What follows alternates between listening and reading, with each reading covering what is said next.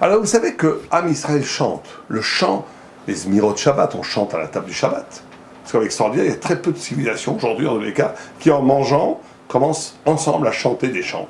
Et ben, dans n'importe quelle maison juive digne de ce nom, le vendredi soir, le samedi matin et le samedi après-midi, et le jour des fêtes, on chante, les parents chantent, la femme chante s'il n'y a pas d'invité, les hommes chantent, etc., etc. Tout le monde chante. Magnifique.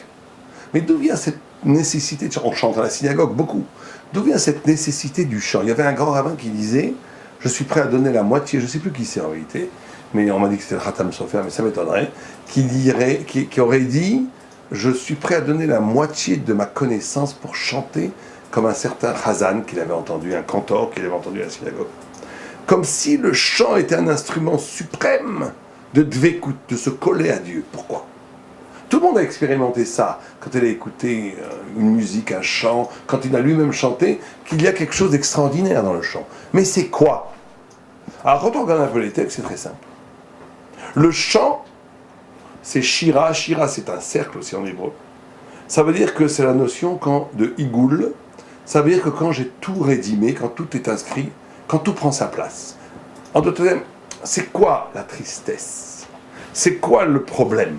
C'est quand j'ai une intention et qu'elle est contrariée par la réalité. On va dire ça comme ça. Quand j'ai envie de faire quelque chose, je rêve de faire quelque chose, et que la réalité, la vie brutale, qui est absurde, m'empêche d'épanouir mon désir, même spirituel, d'arriver à ce que je voudrais être, eh bien je suis triste. C'est tsar, le tsar vient de la notion de prison, c'est la limitation de mon aspiration. La tristesse vient d'une Atsouv, ça vient d'une limitation de mon aspiration, une limitation du jaillissement de la vie. Quand la vie peut jaillir, on est dans la joie. La joie, c'est vivre. Vivre, c'est la joie. Et donc, on est ici, quand quelqu'un chante, c'est qu'il arrive à un niveau de conscience où tout est à sa place. Plus rien est un obstacle à la lumière du sens de mon existence. Plus rien n'est un obstacle au déferlement de ma subjectivité dans l'existence réelle, objective. C'est ça, être joyeux, c'est ça, chanter. Donc quand le peuple d'Israël chante, à l'ouverture de la mer Rouge, il arrive à une conscience où tout est compris. Ça veut dire que maintenant il comprend les mafréas de façon rétrospective. Il comprend pourquoi on était 210 ans en Égypte. Il comprend pourquoi il y a eu 90 ans d'esclavage. Il comprend tout.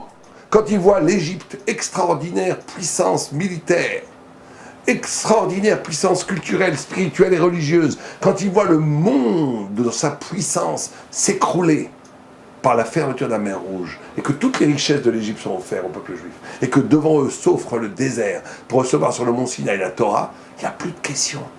Tout à sa place. Même les 90 ans d'esclavage ont un sens. Il y a un sens à chaque chose, et donc à ce moment-là, je chante. Je chante parce que c'est l'harmonie totale du tout. C'est la première notion du chant. Ce qui est extraordinaire, c'est que, à première vue, par exemple, vous savez, quand Abraham Avinu avait un fils qu'il aimait beaucoup, Yitzhak, et Dieu a dit de le prendre, de l'offrir en offrande.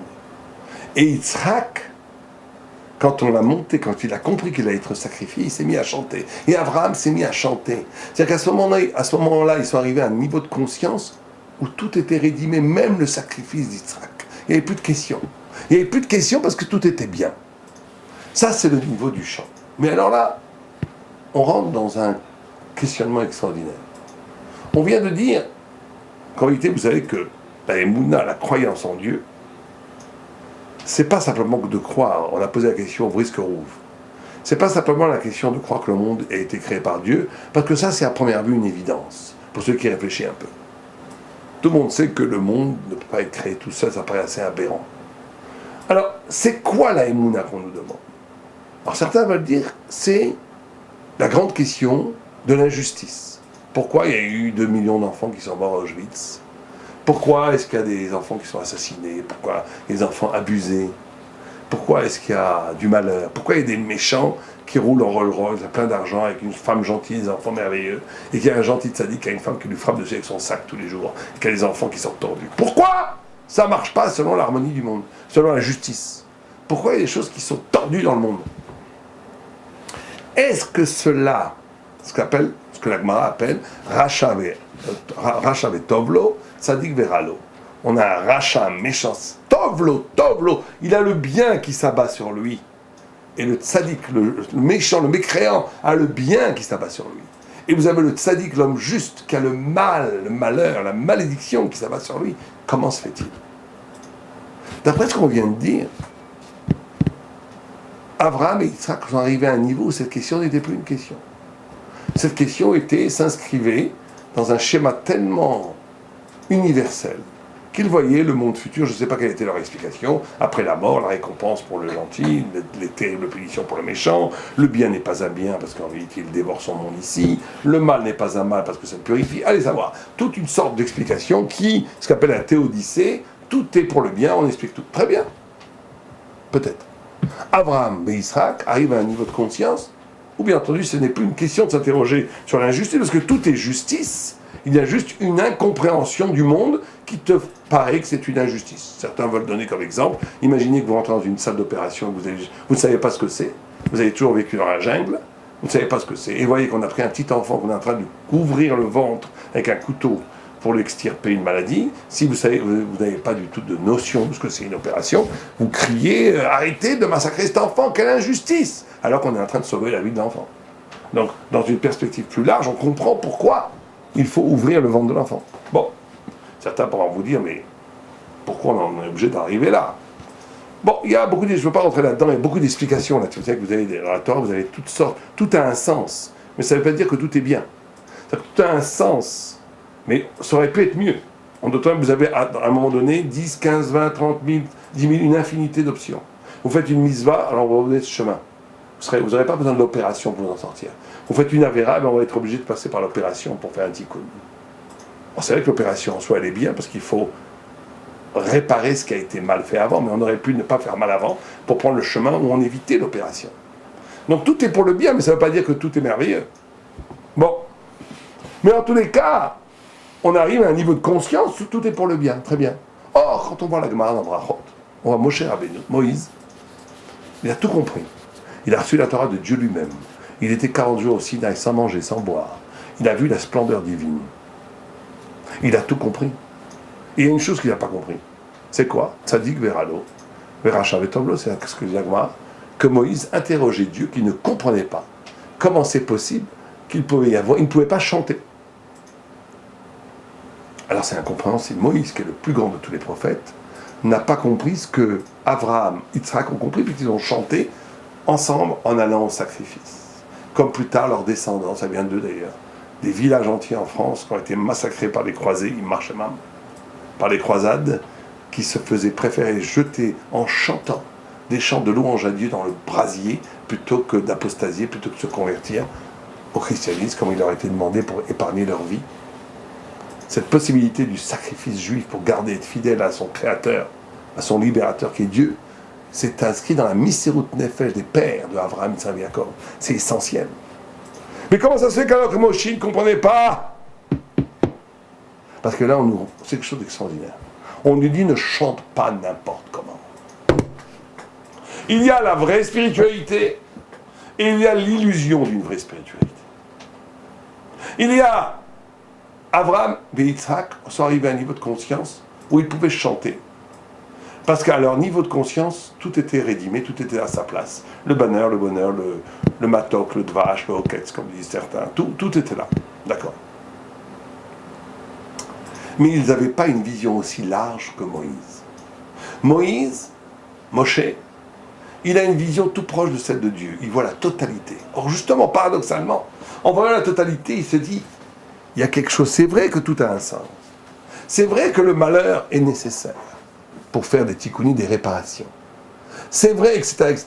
Mais il y a un moment donné, au moment même du malheur, au moment même de l'injustice, dans cette sphère existentielle, on pourra toujours m'expliquer qu'au niveau universel, elle est justifiée. Il y a un drame du tzaddik veralo. C'est-à-dire que Moshe Rabbeinu, il veut vivre la vérité, non seulement au niveau universel, c'est l'homme qui rencontre Dieu, mais qui donne la connaissance de la Torah au peuple. C'est très important. Ça veut dire qu'il ne veut pas être aveuglé par l'intelligence pour ne pas être sensible de la misère de l'autre. Ça, c'est la grande enseignement de Moïse, notre maître. Ça veut dire que on te dit la chose suivante. On te dit chanter quelque part, c'est magnifique. Tu as tout résolu, mais tu te désolidarises du malheur de l'autre. Tu n'es plus, c'est pour ça que Moïse bégayait. Moïse, étant donné qu'il avait un cœur d'amour infini, il ne pouvait pas supporter qu'un juif souffre. Abraham et Yitzhak, étant dans un niveau universel, il n'y avait pas encore de peuple juif, il n'y avait pas encore de fraternité du peuple juif. Ils étaient que pour eux ils s'en fichent, ils sont prêts à donner leur vie pour Dieu. Donc il n'y a pas d'injustice, donc il n'y a pas de problème, ils peuvent chanter. Mais Moïse a pris sur lui en charge toute l'humanité, tout le peuple d'Israël. Et Moïse, en prenant cette charge, il ne peut se délester de cette charge en s'allégeant de la souffrance de l'autre qui souffre, en disant tout a un sens. C'est pas possible, il ne peut pas chanter. Et donc, le chant juif doit être un chant de joie, parce que tout a un sens, mais aussi un chant de mélancolie. Pourquoi ? Parce qu'il faut prendre en soi la souffrance de l'autre. Ce n'est pas parce que cette souffrance est nécessaire que ça veut dire que je suis indifférent à cette souffrance. Le fait qu'elle est nécessaire, c'est vrai, mais je dois être solidaire de cette souffrance au point où ça m'empêche de dormir, où ça m'empêche de chanter, où ça m'empêche d'être bien, parce que je sais que ça a un sens, je sais que c'est formidable. Mais le moment existentiel où l'autre souffre m'empêche d'être en harmonie. C'est ça la grande différence entre la Torah et les spiritualités d'Extrême-Orient, dont le but ultime est le confort de l'harmonie. Bon, alors les souffrances sont une illusion, mais non, la souffrance de l'autre, c'est pas une illusion. C'est une réalité cardinale tellement grande qu'elle peut même interpeller le divin. Pourquoi Tzadik Veralo ? C'est vrai qu'il y a un sens, mais il ne faut pas qu'il souffre, c'est mon frère. Je ne veux pas qu'il souffre. Ça veut dire que c'est l'intégration de l'existence dans le sens et le sens dans l'existence. La vie elle-même est la figure d'une compréhension. C'est ça le grand génie du judaïsme. Le grand génie de la Torah, c'est qu'on ne veut pas s'évader dans des architectures de cathédrales conceptuelles qui ne sont pas en phase avec la vie, avec l'existence. Et on ne veut pas vivre une vie qui, dans son écorce d'appétit, bouche les yeux à l'intelligence. On veut vivre le festin d'existence en jonglant avec des concepts. C'est ça être juif. Et ça, c'est Moshe. Donc Moshe, il est en même temps dans la dimension métaphysique, où il a tout compris. Il sait très bien pourquoi cet homme souffre. Mais il ne veut pas, c'est pas qu'il ne peut pas, il ne veut pas l'accepter, parce qu'en l'acceptant, il détruirait la part la plus noble de son humanité. Et donc il demande à Dieu, Tzadik Veralo, pourquoi ? C'est vrai qu'il y a une explication générale, mais pour lui, pourquoi ? Il faut prendre en charge sa souffrance. Et c'est ça l'éthique, c'est ça la base du moussard. On reconnaît un homme tzaddik quand il est capable de souffrir pour l'autre. Les gens qui sont indifférents de la souffrance de l'autre ne peuvent pas être des tzaddikim. Aleva Yarinu.